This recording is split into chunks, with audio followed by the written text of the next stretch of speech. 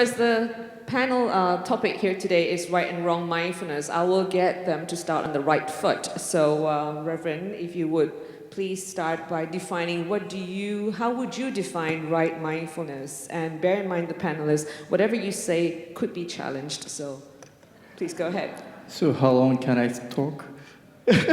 Yeah. Just define that. Yeah. Concisely.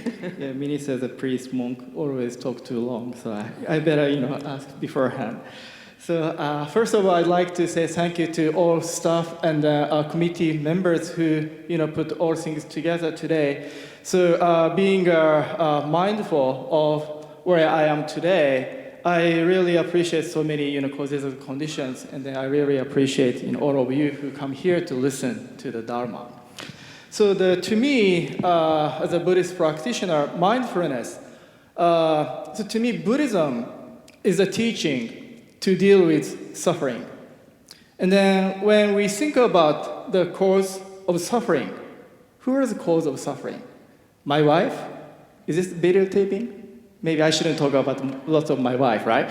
So my wife or my boss, my friend, we always try to find who is wrong, right? Who brings me suffering, trouble, right? I think that's not the way to, try to solve the suffering, trouble in your life from Buddhist perspective. So maybe the suffering, this guy is the cause of all suffering and even giving trouble to other people.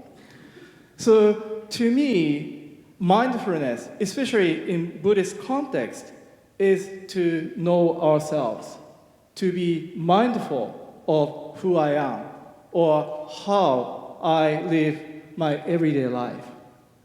And then by doing so, we can have a different perspective of suffering, trouble, hardship in everyday life.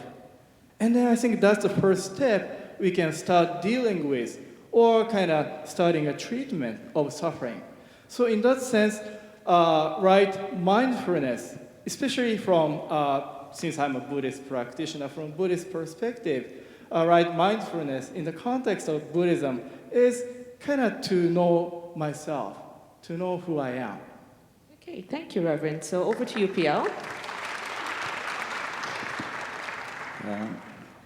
Actually, I don't know whether I'm even qualified to be here because my wife always says my mind is full.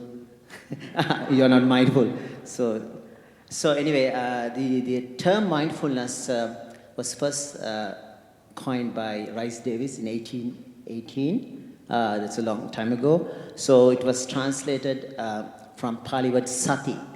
Sati means ability to remember. So he termed the term sati as mindfulness, translates sati as mindfulness. So for mindfulness can be different. The faculty of mindfulness can be different from right mindfulness. I can come back to it a little bit later. So right mindfulness is a part of the Eightfold Path, whereas faculty of mindfulness, which is found in Indriya Vibhanga Sutra, he talks about the ability to remember what's said a long time ago. That's like a more memory. So we can talk in terms of memory later on if you like, but I want to make this difference at the onset. So right mindfulness is a part of the path at the seventh factor of the Noble Eightfold Path, which after passing through right view, starting with the right view, right intention, right speech, that right intention will lead to right speech, right action, right livelihood, and then you put the right effort to keep this up, and eventually the seventh factor being right mindfulness, which leads to, if you practice it right meaning samma, the word samma is translated right, but it's not the ordinary language sense of right and wrong, it is the just right, enough to reach the next step of the Noble Eightfold Path, which is right concentration, or Ajahn Brahm calls it the right stillness, which is, I think, is a better term. So along that path, do you have a definition for wrong mindfulness? Wrong mindfulness it starts from the wrong view, with ignorance. Ignorance is not having knowledge. It's more that it's a willed ignorance. People don't want to accept the truth as it is. So from there, with ignorance, leads to wrong view and wrong intention and so on. So wrong speech, wrong action, wrong livelihood, wrong effort, and it leads to wrong mindfulness, which is called Michcha Sati in Pali. Thank you. Reverend, do you have a definition for wrong mindfulness? Yeah, so I talked about since I'm a Buddhist practitioner, from Buddhist perspective, know yourself. So maybe to me, the definition of wrong mindfulness would be kind of try to be mindful without knowing myself, just trying to figure out things all around us without looking into ourselves. Thank you. So Julian, what's your view on mindfulness and how do you see that as part of our existence today, given the troubled world that we're in from your research? Just quickly before I answer that, just correct that my current doctorate is in Buddhism and cognitive neuroscience. However, my actually complete doctorate is in literature and philosophy, so I didn't want to falsely claim that. So my work with mindfulness is a bit different. It focuses more on secular mindfulness and socially engaged Buddhism. So it looks at what's emerging with the mindfulness revolution, particularly in the United States, but in Australia and globally.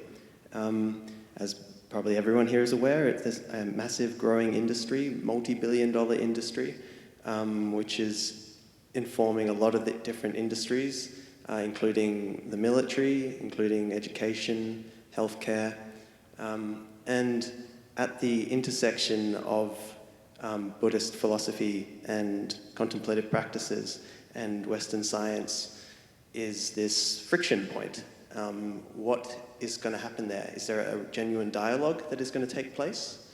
Or are we talking about more of an imperialistic or colonialistic adoption of contemplative practices by the West? What role and what relationship does this bear to capitalism and neoliberalism in a society where productivity is the real God? Is mindfulness going to be simply co-opted to make us more profitable members of that society? Those are the questions I'm interested in. Great. So, Reverend, do you see a problem with secular mindfulness or mindfulness being extracted from the Buddhist tradition and promoted in itself? Do you see that as an issue, and if so, in what way? So yeah, I think mindfulness is very now catchy and broad word, and then we can see mindfulness everywhere, right? So there is some mindfulness kind of outside of the context of Buddhism. So I think that's fine. So there should be many different types of mindfulness. But I, as a Buddhist minister, and then who encourage people to live with Dharma. So I want to see people. So if you practice mindfulness, I think it's nice to look at yourself and then try to change yourself, and then eventually leading to change the world, right? Ajahn Brahm, in his keynote today, he talked about change the world. That's how Buddhism can change the world. Being mindfulness, each of us is transformed. And then eventually this world could be changed, more peaceful, harmonious society.